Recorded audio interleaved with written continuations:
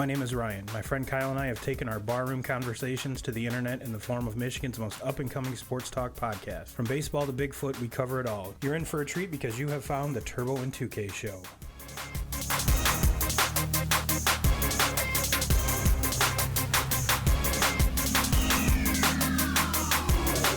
"2K Crew, what's up? What's up? Happy, we're recording on Sunday, so happy Sunday. And welcome to episode 24. It's our 6-month anniversary. What you think, 2Ks? It's crazy to me. We talked about this for a long time, probably 2 years before we actually went ahead and started this all up. And right before starting here, you say 24. That's our 24th recording. That's crazy to me. It seems like to me, like, where the hell's the time gone? It does seem like it's flown by real quick. But it makes sense because when we started this, there was 2 feet of snow on the ground, and now we're recording today, and it's 90 degrees outside. And yeah, and you've been on vacation like 4 times. That is true. Well, 2K Crew, we hope you're staying nice and cool. It has been a hell of a weekend. Oh my gosh. Yeah, your boy sweat through. If I would have changed clothes as often as everyone else on the Bluegill Frolic Committee, I would have sweat through probably 5 pairs of underwear, 5 shirts, where I just stuck with the one. I really didn't care. Yeah. I was just going to go out and get it all moist again. Yeah. And yes, I said moist. So hopefully everyone out there is nice and cool. Hopefully this weather's going to break because, god damn. 2K Crew, your boys beat. Oh, I am exhausted. But thanks everyone for coming out. If you did make it out, if you did decide that you did want to sweat some balls. And speaking of balls, here's a funny story. Here's your penis talk, Melissa.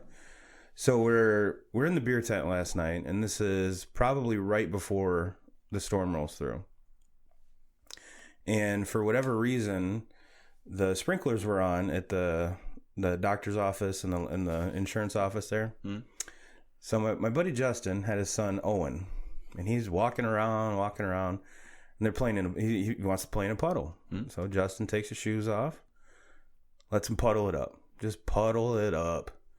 So Justin comes over, and him and I are chatting, and I just happen to look over, and I'm like, what the fuck's your kid doing? And he's like he's got his hands on, like doing a push-up, and then dipping his nuts into the little puddle.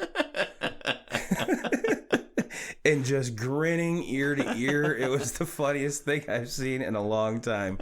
So Justin rolls over and goes, what are you doing? He goes, Dad, my balls were hot. Yeah, and I was like, buddy, mine too. Yeah, mine absolutely. too. if me as an adult, if that would be like acceptable, I would have been doing it myself. Yeah, smart kid. Because my balls were definitely hot. It was just miserable yesterday. Yes. When it comes to that kind of heat, it's survival mode, and that's good thinking. Hey, the kid's got a bright future. It's got a bright future. But yeah, I figured that story was too cute not to share. So let's jump into this. We're going to talk some baseball, some golf, maybe a little football. It's getting that time. They're starting to show up to training camp and everything. So, of course, with that comes the controversy. With that comes the contract. So if we have time, we'll dive into that a little bit. But the thing that I wanted to start off with are the MLB. For those that don't know, the MLB owns the Atlantic League. It's kind of like a AAA type league, and they oftentimes, for new rule changes or new rules they want to try out, they do it in this league. If you think back a few years ago, they're the ones that started the runner on second with the starting the inning with the runner on second in extra innings. And now you see that in some of the other. Even if you watch the minor league All-Star game, that's what they did. So yeah, it's kind of like their training ground, if you will, not only for players but also for these possible rule changes. And for those of you that watch baseball for any amount of time know that they've been talking about this pretty much a robot umpire. Yeah.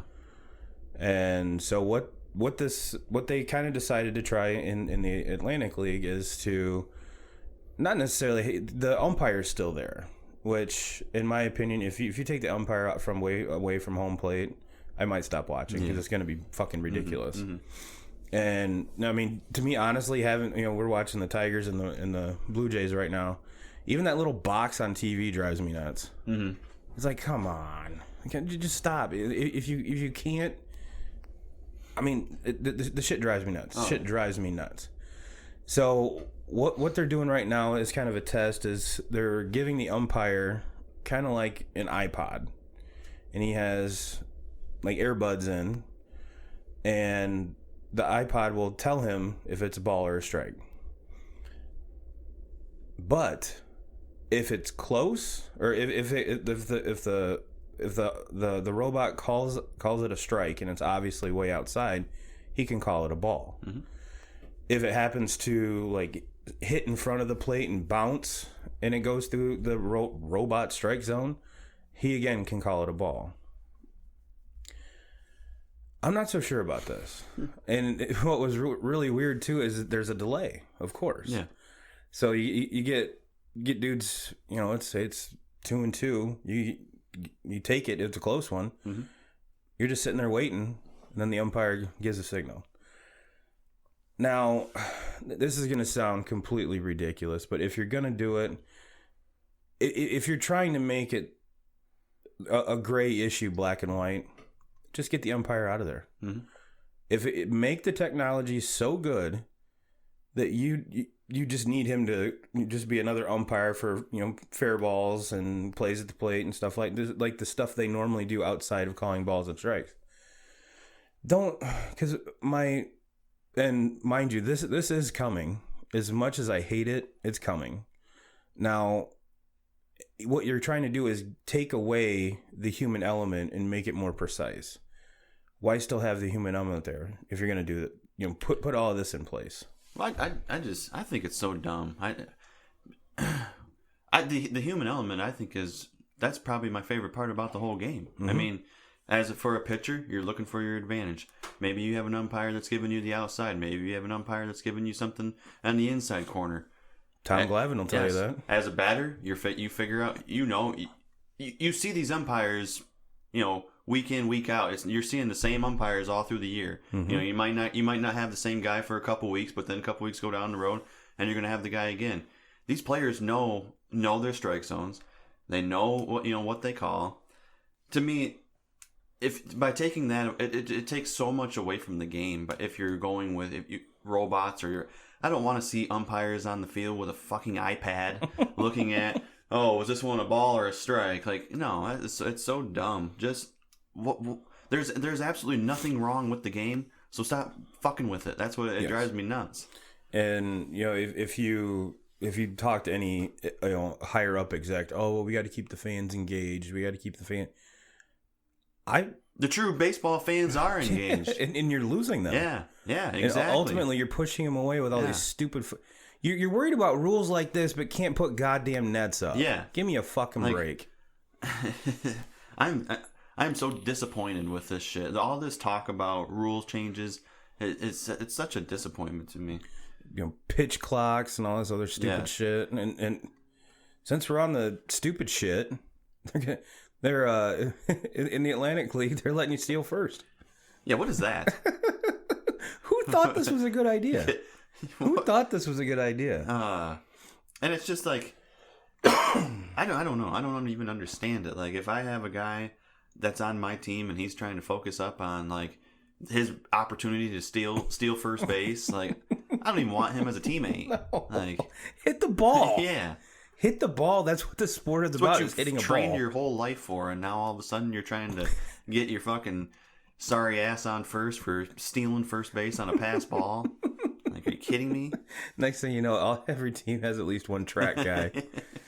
And then, which, you know what? If the dude can't hit, just groove 3 fastballs behind him. Yeah. Don't throw anything in the dirt because motherfucker's going to steal. No. To me, it's just so ridiculous. And both of these rules are utterly ridiculous. And, what irritates me a lot about people when they talk about baseball fans as the purist. Well, you know what?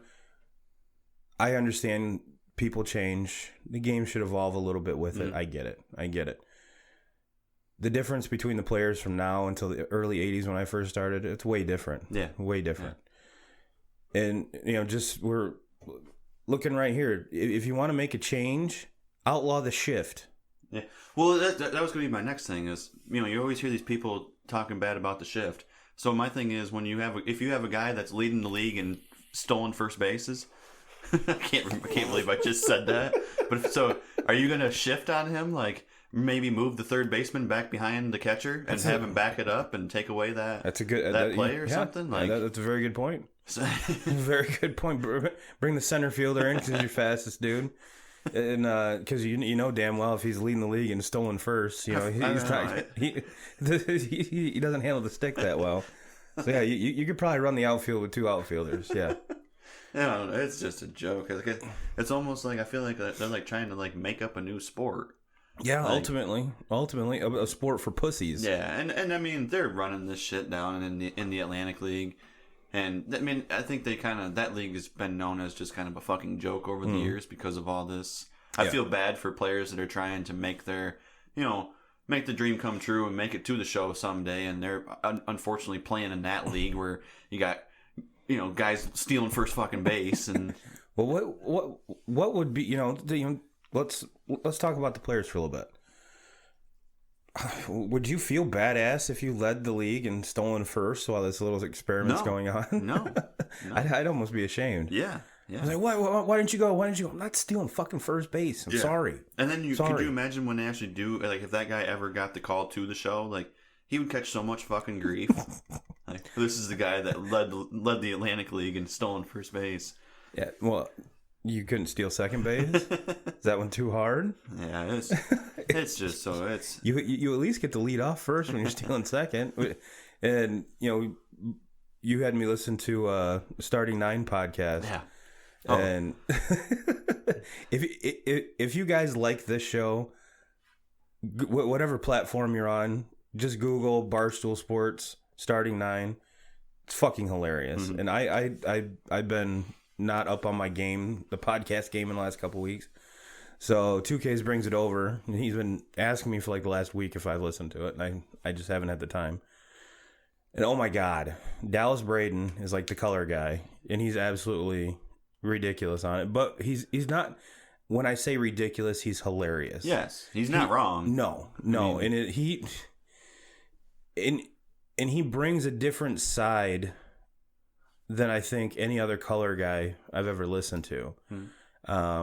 If you ever listen to the Pat McAfee show, him and Dallas have kind of the same personality, and just to not give a shit, I'm going to tell you how I think it is, and I don't give a fuck what you say. And those are the kind of people that I want to listen to. Yeah, That's what keeps me going back and listening to that podcast, is because he just kind of lays it all out there. And you don't like it?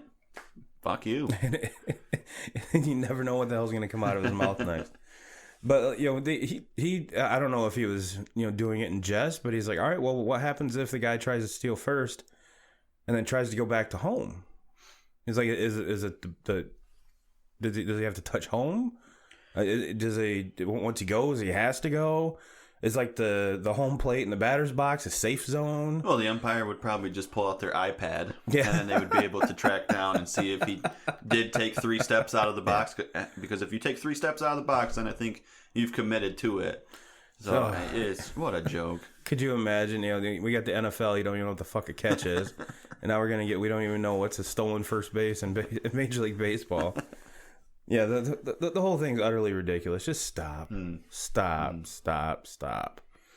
And there's a whole lot better issues that you could be looking at with this time. But on the other hand, I think it's awesome that baseball has an outlet where they can kind of test these things instead of just throwing them in the show and just hoping they work out. So I think that's one of the reasons why MLB owns them, is to do stuff like this. And man, then kind of like Dallas was saying, he's like, whoever came up with these rules smokes better pot than I do, and I'm jealous. So, but yeah, 2K crew, I'm kind of speechless. Kind of speechless. And you know what? If people start stealing first, your boy's going to stop watching baseball. Yeah. And it pains me to say that. Maybe I'll pick up NASCAR. I don't know. Maybe some tennis. Yeah. Be a Roger Federer fan. Get the RF. Wear a headband every time we do the show. I don't know. Because I got to fill my summer somehow. And that's how I've done it my whole life. Don't steal fucking first. Talking about headbands and wristbands just reminded me of Christian and the Plumber Invitational. You know, he was. That's what he. That's how he was. I was trying to explain, how he was dressed that day. Roger Federer. That's what he had the old headband on. Nice. Then he had the armbands and just looked like total trash. So ultimately, he looked like Bryce Harper, but with shorts on. Did you watch the game the other day where Bryce had a headband on that had the Philly Fanatic on it? Yeah. I thought that was pretty cool. It was. I thought that was pretty cool. Yeah. Unfortunately, he needs to, get it going. Yeah, get it going a little bit more on the field before I'm starting to lose interest in him. And I picked that fucker to be the MVP this year. He lately the fire's been lit under him. He's been hitting the ball better. Mm-hmm. So hopefully he gets it turned around because you could love him or hate him. He's good for the game. Baseball. Absolutely. He's good for the game. And if you're a Phillies fan, you hope to God he gets it going. 'Cause that's a lot of money. Yeah. Well, speaking of major league players, 2Ks, the hell was that? Oh, there's no threats on my laptop. That was cool. That's good. Yeah, I'll sleep better now. But the trade deadline is upon us, or coming quickly upon us, and we're not going to do, we think this guy's going to get traded here. We're just going to give you some, we tell you this all the time, we're reactionary. We don't try to predict a bunch of shit, but Shane Green just blew a save. And we're going to try to give some players to look out for that could potentially be on the trading block. Speaking of Mr. Green, he's probably one of the top ones. And, because we live in Michigan, a lot of folks follow the Tigers. And, him and Castellanos probably both aren't going to be there. Yeah. Matthew Boyd.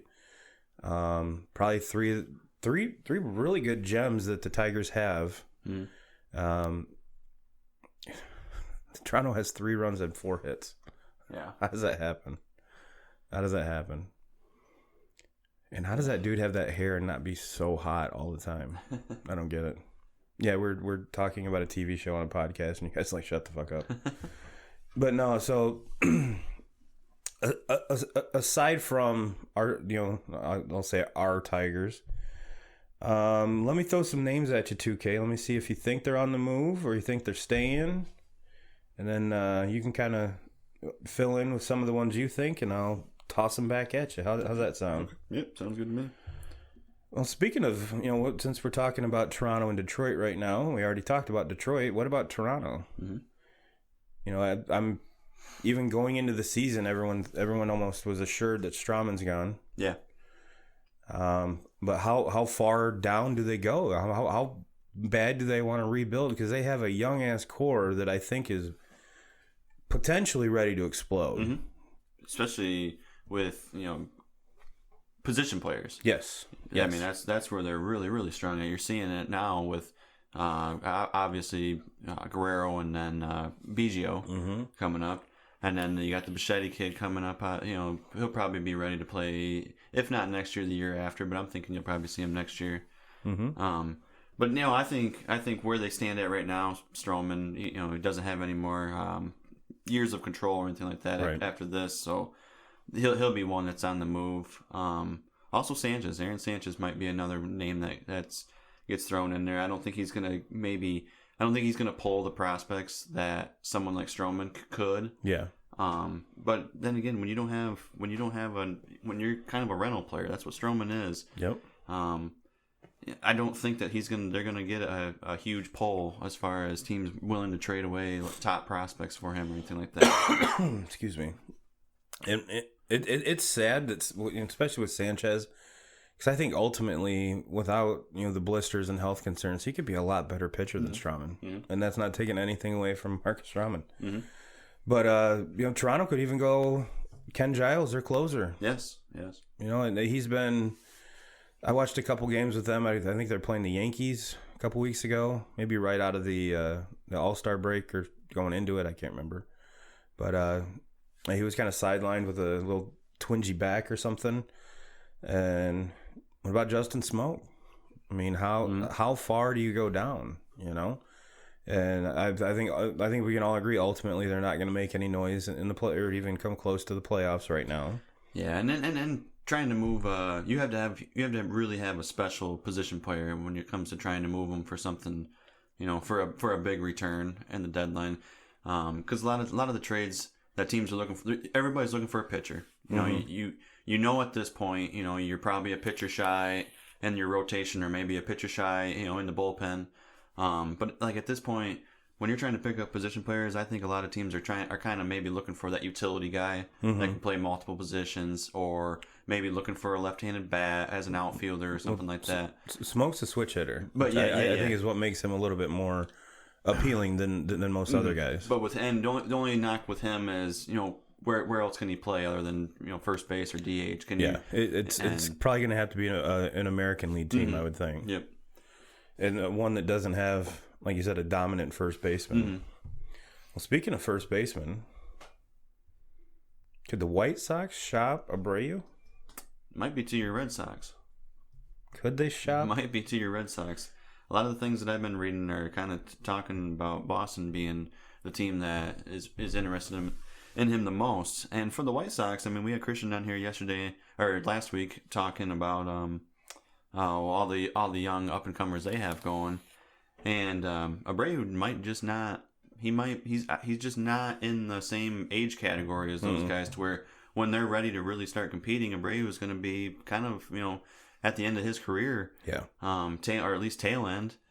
So I mean, the White Sox have a decision to make with him, or do they want to lock him in and have be the DH? Because I mean, he's not defensively not a very good first baseman, but he can hit.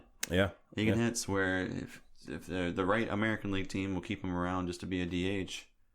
Yeah, and I think we can kind of all ultimately agree when the Yankees got Encarnacion. That's probably the biggest bat that's going to move. Yeah. But again, he's right-handed, gives you a DH and a first base. So kind of now if you ask me who would I want, Justin Smoke or him, I'd take Smoke, to be honest with you. Yeah. Encarnacion's batting like 220, granted, with 28 home runs.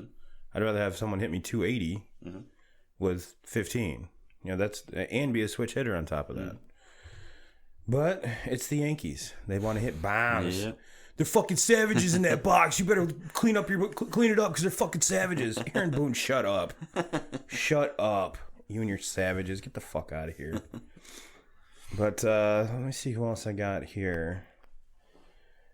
Speaking of bats, I mean, what about Cincinnati? Cincinnati started out the season hot. They were right there, and they're kind of fading down the stretch. So, they could move Puig, and they just signed him. And to me, Cincinnati I think they need to sell, because they're loaded. Their farm system is loaded, and they have some guys coming up that maybe 2-3 years away. Sell out big now on these guys and make that farm system you have that's already one of the top. In the majors, make it even better. Yeah, and they have pieces that they can move. I mean, when you look at Puig, Scooter Gennett. You're not going to get huge top end prospects haul out of it, but you're gonna add depth to it. Yeah, absolutely, and you're gonna clean up some payroll there as well, because I'm sure the prospects you're gonna get are gonna make a whole hell of a lot less than him, even though he didn't sign that huge deal everyone thought he was going to. And Scooter Gennett's one, maybe Tanner Roark. Yep. We've looked at in the past. Pitching is king in the postseason. Well, that's what I think is going to headline this deadline. Or there's just some of the big name pitchers that that teams have put on the block that are taking calls on. I mean, you look at Syndergaard with the Mets. Are the Mets gonna, let him go and try to basically start over again? And Wheeler? Yes. Even though he's on the IL right now, and everything I've read, there's still a very high price tag to be had with him. Mm-hmm. So and to me, I mean, Syndergaard's still very, very young. If a team's going to have to offer me something way out there for me to take that trade, because I'm not giving up on him just yet. I still think he's has the potential to be one of the best in the game. Mm-hmm. But if a team's going to offer me maybe 3 top end prospects that have a shot to maybe a pitcher that has a shot to be him one day, I'm taking that trade. But if you're not going to give me 3 big name prospects, then no, I'm not doing it. And also we've got like Mike Minor. He even came out the other day and said that he's pissed off with all the trade talks. Mm-hmm.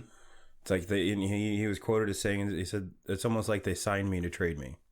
Yeah. And I'm like, well, that's kind of how it works, though, you're buddy. Still getting paid, bro. Yeah. I mean, it's not like they're taking your paycheck away. And one of the teams that could be interested in him are the Braves. He could be going right back to where he started out with the Braves. And, very true. I wouldn't mind being on that Braves team. No. You give me the choice to play in Atlanta or Texas. Yeah. I'm playing in Atlanta. Yeah, absolutely. First of all, it's not 95 degrees every fucking day. Well, it's still hot in Atlanta, but not nearly as hot as Texas, I'm sure. And I'm just that type of guy. I would much rather play where I'm comfortable. And who else? How about Mad Bum? I think he's definitely on the move. I personally think he might be the best chip to pick up right now. He's the most postseason proven. Yes, and that's exactly why I pick him. Obviously, I'm a Tigers fan, so I'm really wanting something big out of Boyd. And what Boyd has going for him is he's got 3 years of control after this. So you can trade, but you're also going to be able to control him at a very, very favorable contract. So, but that being said, I want Bumgarner over him. If I'm a team that's gonna make a run for it, because when it comes to the playoffs, if I got Bumgarner pitching for me, I'm feeling better with him than I am with Boyd. Boyd just hasn't proven enough. Yeah. He has never pitched on a good team. And it's not a knock against Boyd by any means. No. It's just when you're in a playoff run like that, or if you're in the playoffs, you need proven shit. Mm-hmm. Yep. And that proven shit might cost you more in the long run, but in my opinion, ultimately it's worth it. Yep. And speaking of established guys, could the Diamondbacks move Greinke? Yeah, I mean, it's going to be very, very hard to move that contract. Mm-hmm. Who's going to want to take on that? If the only way that it can happen, it reminds me a little bit of like the Tigers moving the Verlander deal, to where the Diamondbacks are going to have to eat a lot of that contract. Yeah. That's the only way it's going to happen. Yep, and Bumgarner, it's kind of the same. He doesn't have quite as big of a contract or as long as one, I don't think. No, that's the thing with him. It's basically a rental. Yeah. So, and so that's why what you're getting out of Boyd with, like I said, having the 3 years. I mean, that's so important because you have him at his contract is so favorable to the team. Absolutely. For 3 years of control, and then with Bumgarner, you're getting it's just a rental. 3 months. But that being said, like I said, you're in the World Series and you want a pitching matchup. I want my guy Bumgarner out there over Boyd. That's the only reason why I'm saying that. But if I'm a team that's kind of on the outside looking in, probably not going to compete for a World Series, I'm still looking at making that trade for Boyd, because maybe my team's a year or two away. I want to get Boyd now, because then we have control of him. So yeah. And hell, all these guys we're talking about, Pittsburgh might trade for all of them. You don't know. You never know. All right. So is there any big names that I'm missing here? No, I think we covered all of them for the most part. Right. I mean, and there'll be surprises that probably nobody talks about. Course. It's just the way it happens all the time. Yeah, I mean, there's a whole list of, and we didn't even really dive into the bullpen at all. Mm-mm. So that's gonna. Well, we did touch on Ken Giles a little bit and Greeny, but other than that, I mean, there's not. And granted, I'm sure there's plenty of dudes out there, plenty. But as far as big names go, I mean, I don't see I don't foresee that, because going into the season, or probably about a quarter way through the season when the Indians were hot garbage, their closer hand was top priority, and even Trevor Bauer maybe. So ultimately, I at our early season predictions, I thought that they'd be, the Indians would be in full sell mode, full rebuild mode. Well, they're one of the hottest teams in the game right Tito now. Francona said, "Fuck you, Turbo." Yeah. And that's kind of intriguing to me. What the deadline coming up is with them and the Twins. What are they? Because I think both of those teams are neck and neck as far as on paper. Yeah. What can happen in that, and who can win that division? Because I still think Cleveland can catch them. 3 games separating. Yeah. Cleveland. I think Cleveland's a better team. I think Minnesota. You can't. I mean, their offense and what they can do offensively, and the way that they can hit home runs and everything, they're beyond Cleveland. But I think Cleveland has the better manager. Cleveland has the better pitching staff. And they don't even have Kluber back yet, right? Yes. Yeah. So that, if he comes back and he's even remotely close to the Corey Kluber he has been. And these games down the stretch, I mean, it comes down to when you're coming down the stretch of a season, you better have a good bullpen. And one thing about Terry Francona is there's probably nobody in baseball that can build a bullpen the way that he can build one. Out of nothing, exactly. And that's to me where he separates himself from a lot of other managers, is how he can manage a bullpen of guys that you've never even heard of. And his gum chewing ability. Yeah. That man can chew on some gum, boy. But no, you're absolutely right. Absolutely right. And but yeah. So I think I don't think we touched on it, but you brought it up kind of in our pre-show meeting, is that this year is different with the whole trade deadline, because it's a legit deadline. Yeah, yeah. There's no waiver periods. There's no trading dudes into like the middle of August, and So I mean, that if this rule would have been in place a couple years ago, that Verlander trade might not have been made. Mm-hmm. It probably would have been still, but because that was, I mean, what was it, like the last 15 minutes where they had it, and they finally pulled the trigger. So, but yeah, it's going to be interesting. And then with the 2 wild card teams in each division or that opens it up right there. That adds more buyers to it right there. And there could be a team that's just on the outside looking in, make a huge splash and get in. So keep an eye out for it. I'm actually really I'm always excited to trade deadline. Oh yeah, me too. Always. I wish I was on the other side of it, to where I was like hoping that we were going to add a big name, but right now I'm just like hoping that we get rid of our only couple big names that we have. Yeah. Besides Cabrera. Yeah, we're not moving him ever. Besides Cabrera. All right, so I went into this weekend with the grand hopes of actually, because I paid attention to golf Friday or Thursday and Friday, more in particular on Thursday. And first of all, that course is beautiful. Link style course, right on the fucking ocean. Oh, it was gorgeous, gorgeous green. And yes, I probably would have lost 3 dozen balls. Not because there's a whole bunch of shit in the way. There's tall ass, thick ass grass. Oh yeah. And I might be one of those guys that pusses out and uses a bright red ball or something so I could find it. But the first day, I mean, Tiger shit the bed. Rory shit the bed. Rory made it this day 2. What did he shoot, like an 8 under or something to kind of make it? Yeah. And still missed the cut. Missed the cut by 1, where at least he tried to put himself in position to at least play the weekend. Tiger decided he's just going to take the weekend off. But Yeah, that I did not watch a whole lot of golf this weekend. So 2K crew, I apologize. Your boy will step his game up, I promise. But so yeah, ultimately, who ended up winning it? Oh, Lowry. Mike Lowry? Mike Lowry. Shit, I don't. I'm the same. I'm in the same boat as you. I didn't watch any golf this weekend either. It's kind of unfortunate because out of all the majors, this is probably my favorite one. Yeah, and there's some of those courses, old ass courses, where it's like, yeah, I understand the history, I understand the pomp and circumstance behind it, but there's some of them I can't even tell what's the fairway, what's the green, what's anything, because everything's the same color. Mm-hmm.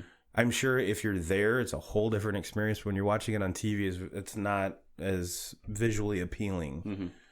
So but this one was absolutely gorgeous, and when I did see Mr. Koepka, I was glad wasn't wearing another stupid hat. But I was watching the leaderboard day one, and both him and I want to say Koepka was 4 under in like the first 8 holes. Mm-hmm. I'm like, Jesus Christ, here this guy goes again. Yeah. I mean, he didn't win it this weekend, but he's right there in the top 5 again of it. I mean, that's just it's basically, he's the best golfer in the world right now. I don't think anybody can argue that with me. He's every single big time tournament there is, he's always right there in contention. If he's not winning it, he's in contention of winning it. I mean, so hats off to it's Shane Lowry. Shane Lowry is the name of the winner. Hats off to him. I mean, he freaking had a hell of a week. He shot 67, 67, 63, and then 72 today. So, I mean, he had a hell of a week, and basically ran away with it. He won it by 6 shots. Yeah, that moving day score is just unbelievable.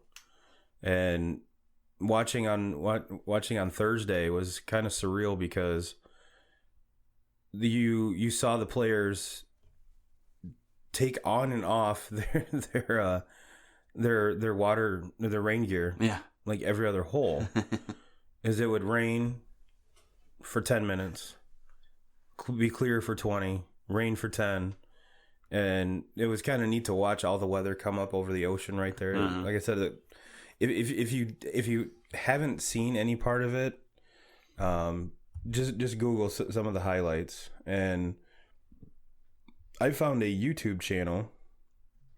It's Rick Shields Golf.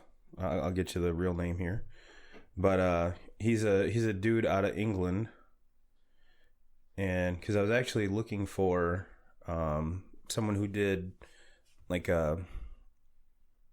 golf equipment, like reviews, and he does that, but he has all these vlogs and everything else, and he did because he's a PGA pro over in England, and so he knows everybody. Is he one of the big time players on the PGA Tour? No, he's not that good, but he's actually if you're a golf fan, go give him a follow, because he's actually the stuff that he talks about, how to fix your slice, how to add backspin, how to do this, how to do that. He makes it very simple and to understand. And as well as, like I was saying, he does some blogs, and he was actually invited to play the course. I think it was last weekend, the same course that the Open was on this weekend.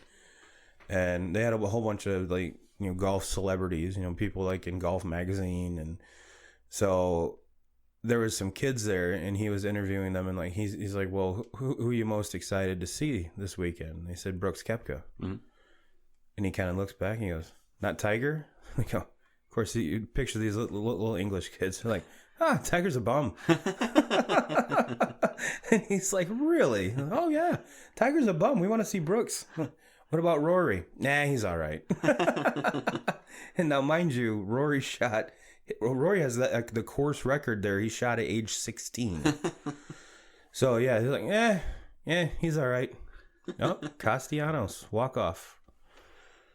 I tell you that, let's go back to baseball real quick. I think what scares away a lot of teams with Castellanos is that he's not a great outfielder. He's position players are kind of a dime a dozen when it comes to trade deadline and trying to move him, and teams just really aren't buying on. You don't have any control. He's going to be a free agent at the end of this year, so you're just getting him as a rental. But goddamn, I mean, I'm a Tigers fan, and watching him come up through the whole system. Yep. If there was one guy on that team that I wish the Tigers would just buy into and keep with them, I wish so much that they would just sign him long term. Whatever team, I know he's going to end up getting traded here in the next week, and whatever team gets him, they're going to get a hell of a baseball player. Mm-hmm. Is he a guy that's going to hit you 30 home runs? No. But he's going to be at the top, maybe lead the league. I know he leads the league right now in doubles. Mm-hmm. And he just flat out knows how to fucking hit. Everything he hits is a seed. He hits line drives everywhere, and that's why he doesn't hit a lot of home runs, because he's a straight line drive hitter. But he runs every base out. He's got above average speed. I mean, he's not slow at all. And he just knows how to play the game. And I feel terrible for how everything has shook out for him in this last 2 seasons. And I don't think he's played as well as what he's capable of. And I think it's just because it's been a cloud over him, for this last year and a half of when's my last game in Detroit going to be. Yep. And it pisses me off that I just think Detroit handled him and the entire situation so wrong. And it just, I hope that I want him locked up in Detroit, but if me just being a huge fan of him, I want him to go to a contender, and I want him to have a shot at winning a World Series here in the next year or two. And unfortunately in Detroit, it's not going to happen anytime soon. So I hope that he gets sent somewhere like the Dodgers, like the Cubs, someone that's going to give him a shot to play in one. Man, Trevor's got some pipes, man. Jesus. His first career walk-off home run. Kudos to you, Nick. Kudos to you. But no, you're totally right. I don't, in my opinion, with Castellanos, they didn't give him a fair shake at third. No. And hell, I remember the first time I watched him, he was playing. There was a September call-up. He was playing left field. Yeah. And I don't even think that I think when he finally gets his extension with whatever team, and you don't know what team it's going to be. I've been saying it for the last 3 or 4 years. His position is first base. Mm-hmm. Make him a first baseman. He's got good hands. Just make him a damn first baseman. You take all the pressure off of him from being. He's a hitter. Mm-hmm. He's going to hit no matter what everywhere he plays. Put him at first base. Take the pressure off him and just let him hit. Yeah, and could you imagine him? And you touched on the home run numbers, but you would have to expect those home run numbers would go up once he's out of Comerica Park. Get him out of Comerica Park for sure. I mean that's not a hitter friendly place at all. No. At all. But yeah, he's such a one of the teams that I've heard talking a lot about making a trade for him is the Cubs, mm-hmm. and he would mash in that field with those the alleys, the short alleys there, and mm-hmm. because he's a gap hitter, and that's how he would be a perfect fit there, and I would take him in a fucking second over Schwarber. There is not even a comparison with them. Move Hayward over if you want to. You obviously got Rizzo, so Castellanos ain't going there to play first base. Not every day, no. But move Hayward over to center field and get Schwarber the fuck on out of there, because. Well, you wouldn't even have to move Hayward over. I mean, they got Almora Jr. Mm-hmm. He's their normal center fielder. Just change him and Schwarber. Mm-hmm. Yeah, I think he would be a very good pickup for the Cubs. Yeah, and I'm not to say that they'd get him on the cheap, but because you'd have to give up the prospects and then re-sign him. Mm-hmm. But I don't think he's going to be. He's obviously not going to get a contract to the $300 million mark. No, he's not going to be close to that. But he has Boris as his agent, and I think that's I for the Tigers, that's definitely what kind of scared him away. Yes. You're dealing with Boris, and Boris is probably going to get him some type of money that he probably doesn't. No, probably shouldn't be getting, but. That's just the way it's going now. I mean, we watched it all play out this last offseason. Last 2 where guys are getting paid money that they should not be getting paid that amount, I didn't know we were talking about the NBA now. All right, well, 2Ks. Let's kind of wrap the show up with this. We kind of tickled your NFL bone here, and what I wanted to talk about was, everyone's getting up for training camp. Everyone's getting reporting. Well, not everybody.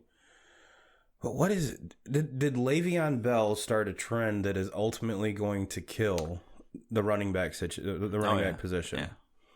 Because Melvin Gordon and Zeke Elliott are now holding out. Mm-hmm. And the one that gets me is Zeke.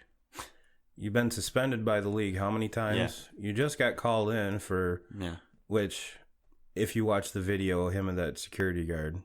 He's a fucking idiot. Yeah, but did he really do anything that bad? No. But he's a fucking idiot. He always is surrounded by shitty situations. Yes. And I'm a Cowboys fan. I love the Cowboys. Ultimately, that might be the thing that fucks him. To be honest with you, he needs to have like 3 dudes around him that tell him, like, be his bodyguards. Don't do anything fucking stupid. I mean, I'm a diehard Cowboys fan. I've been straight up about that the whole time that we've been doing this show. Of all the guys that the Cowboys are going to have to pay here in the next year, 2 years, 3 years, Zeke's the last fucking guy that I'm paying. He's a running back.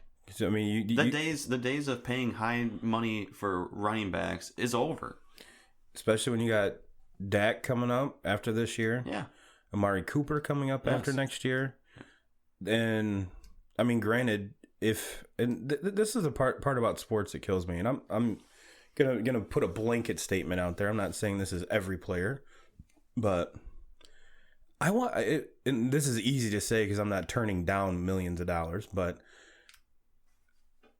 you look at for all of you know that I hate Tom Brady, but you look at how many team friendly contracts he's done, how many restructurings did he do to get players around him. Go back to Michael Jordan and the Bulls. He was the 4th highest paid player on the team. Yeah. And ultimately, you're talking about 2 of the greatest that ever played their sport. And we've seen it time and time again, and especially with quarterbacks. Take Joe Flacco, for instance. Won a Super Bowl. Got paid. What'd he do after that? Took a gigantic shit and wiped his ass with about $30 million a year. Yep. And I think ultimately that might be the demise of Aaron Rodgers. Arguably one of the greatest quarterbacks of all time. But when you have a hard salary cap like that, you're paying one player that much, you better hope to God that you hit on a lot of draft picks because you can't afford free agents. So... And now moving into the running backs, it's becoming more and more apparent that the days of the bell cow running back are over. Yeah. Look at how many teams are have 2 or 3 different backs. And I think with the guys that we're mentioning are probably 2 of the, if you look at the last couple of years, they probably lead the league in carries, or they're right up there. Yeah. But no, like the days of Adrian Peterson where he's there, I'm pretty sure there's no 3 down backs anymore. You have your pass catching back, your 3rd down back, take a handoff to the left back, take a handoff to the right back. Yeah. And teams are getting these running backs in the 3rd round and later. Are they the same caliber as Zeke and Melvin Gordon? I don't know. I mean, Kamara. Yeah. I mean, look at Lindsey, Philip Lindsey he wasn't even drafted last year. Yeah, I mean, they're in my opinion, they're fighting an uphill battle, and what they're doing is there's not going to be a team that's going to, unless you get if you're okay with getting, you waste your first round, not waste, but you choose to use your first round pick on a running back that you might get 3 years out of because he's going to hold out. And you had brought something up, pre-show, is that with Gordon, if he held out and gets fined for not being there, he's going to owe the Chargers money. Yeah. It's different from when Zeke did it, or when Le'Veon Bell did it. He'd already he was past that rookie contract mode. Yeah. he had played out his rookie contract, and then which was something like that. When you've been proving yourself for that long, I can understand wanting more money. Yeah, I really didn't have a problem with Le'Veon holding out. I mean, that was I could see Pittsburgh's argument also and that whole how that all shook out, but I didn't have a problem with Le'Veon. With Gordon, you ain't Le'Veon. You haven't done it long enough, man. No. Don't start acting like, throwing leverage around like you're Le'Veon Bell or even anywhere close to him, because you're not. No. And same thing with Zeke. Your name was big because you came from Ohio State. You were big time coming out of Ohio State, winning the national championship at Ohio State, and your name was big. Have you panned out to be that great running back in the NFL? Not yet. No. You're in trouble. You're in the fucking tabloids for stupid shit off the field more than you are for doing stuff on the field. Yep. So, and you still have 2 more years. You're 2 years away from your contract being up, and you're holding out now. To me, it's a fucking disgrace. Like, stop acting like you are anywhere even close to being able to throw your name around like Le'Veon Bell could last year. Yeah. Because you're not. You're not even close, Zeke. Lead the league in rushing or be in the top 3 in rushing for 5 years in a row. Yeah. And then lead the league in carries for 5 years in a row. Then come at me. Yeah. Then come at me with this mediocre bullshit and wanting to get paid way more than what the and I think ultimately what's tipping these guys off is the Todd Gurley contract. Which is fine. Yeah. Just fine. But you know what? You didn't get drafted by that team. Every team has its own dynamic, its own financial structure. Well, I mean, for Zeke's case with the Cowboys, I mean, a lot of his success. I mean, is he a very talented back? Yes. I'm not trying to sit here and tell you that he's not a very talented running back. Right. But there's a lot of guys on that offensive line that are making a lot of money, and there's a reason for that. They're fucking good. Yeah. It makes your job a lot easier when you're running behind a guy like Zach Martin. Yes. You have Zach Martin as your pulling guard, you're going to be a good running back. Look at what that offensive line did before Zeke got there when they had fucking Darren McFadden, who... And Rod Smith, and... He's not even... I mean, Darren McFadden is mediocre at best. Yeah. And had a very, very good season running behind that offensive line because that offensive line was just that good. Yeah.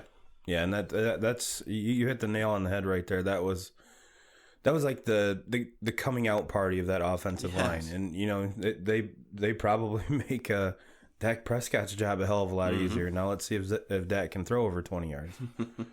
But that's a whole different story for a whole nother time. But ultimately, I think what drives us, these guys are fucking jealous.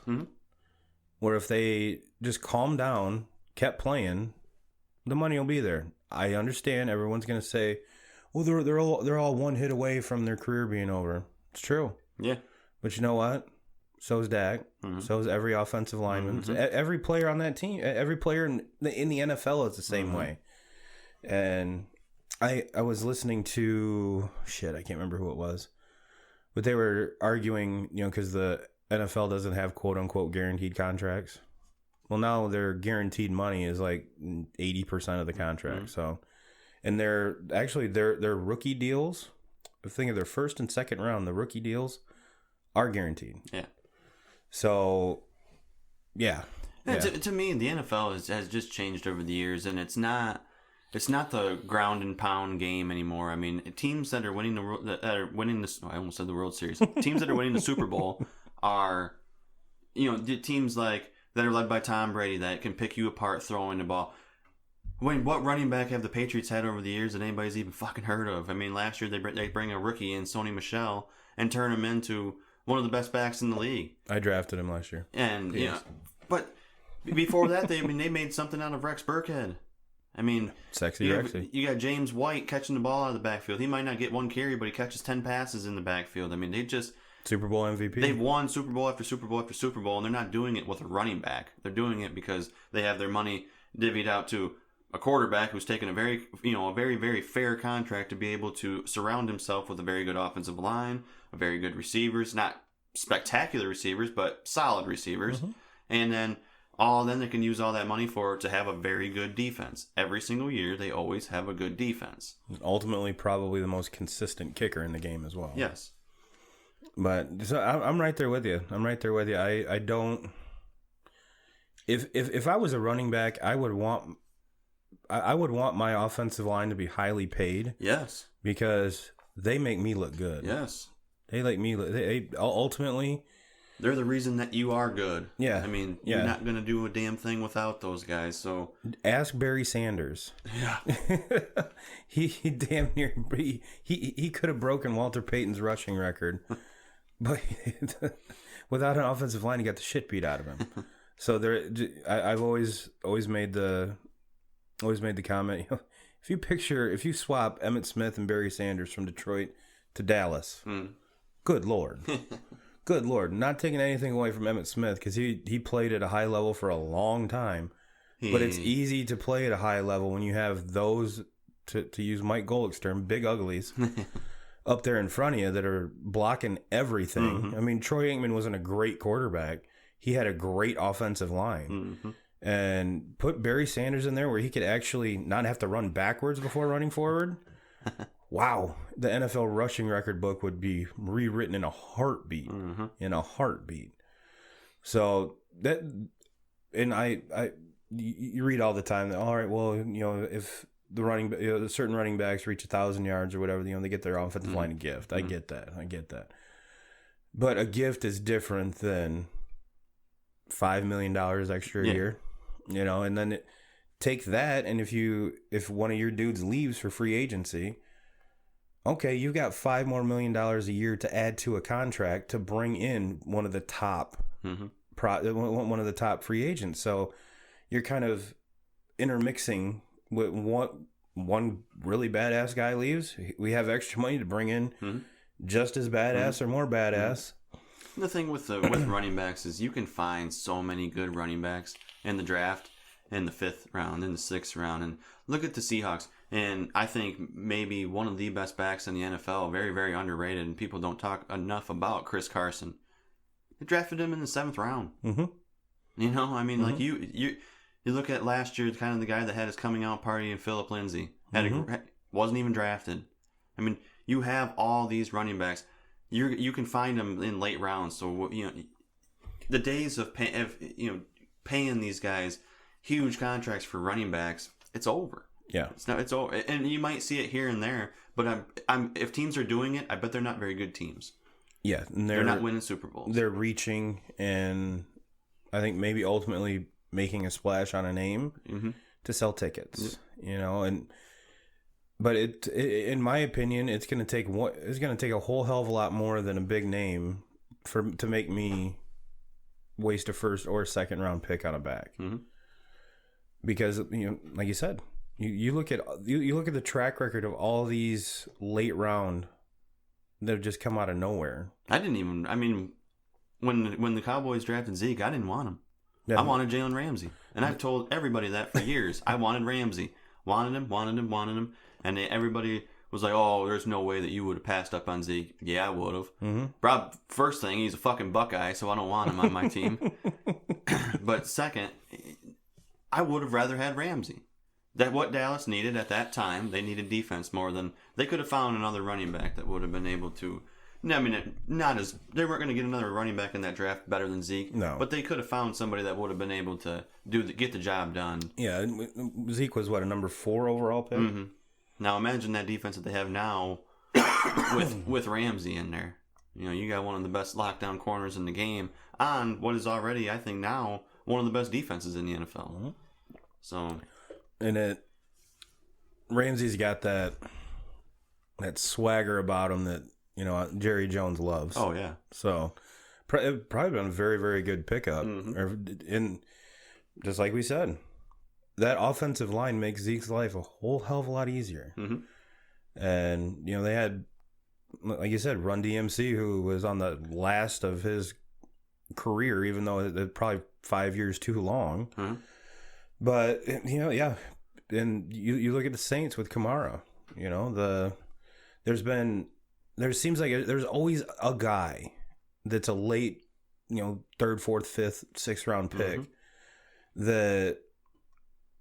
And I guarantee this guy is in your league because he's been in every league that I've been in. That one guy walking out of your fantasy draft. Oh my God, can't believe you slept on so-and-so. Mm-hmm. Who? can't believe you slept on so-and-so. And you're like, shut the fuck up. By week 5, that Mr. So-and-so is leading the league in fucking rushing. And you're like, Jesus Christ, what do you... How much... I mean, and it's on a team that he doesn't even follow. Yeah. Joe Part. But... but he walks out with his chest all big. Can't believe you guys slept on him. That was the biggest value pick of the draft. Shut up.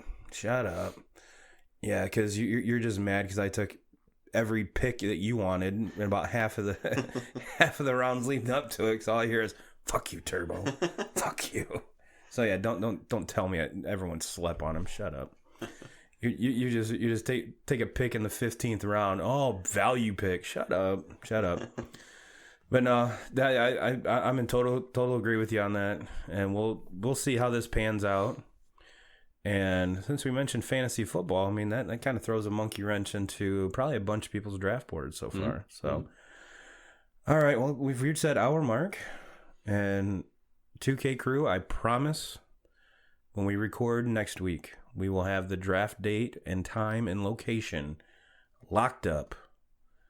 And you know what? If you don't even want to draft and just stop by, drop off $50 to me, I'll be more than happy to take it.